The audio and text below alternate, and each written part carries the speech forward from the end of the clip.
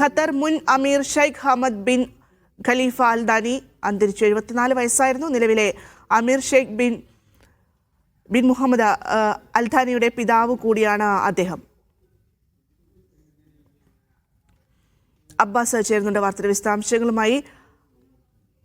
Abbas, വിവരങ്ങൾ.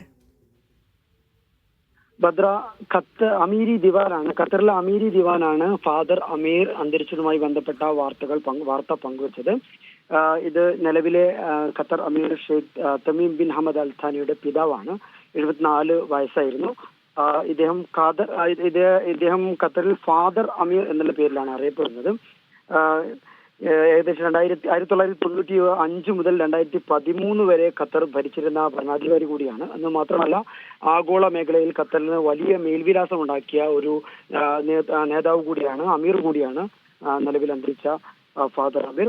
അദ്ദേഹത്തിന്റെ കാലയളവിൽ ഖത്തറിലെ പ്രകൃതി വിഭവങ്ങൾ കണ്ടെത്തുകയും അതുമായി ബന്ധപ്പെട്ട് ആഗോളത്തിൽ തന്നെ ഒരു ഊർജ ഐക്കണായി ഈ ഖത്തറിനെ മാറ്റുന്നതിൽ, അങ്ങനെ ഖത്തറിന്റെ ഒരു ശില്പിയായിട്ടാണ് അദ്ദേഹം അറിയപ്പെടുന്നത്.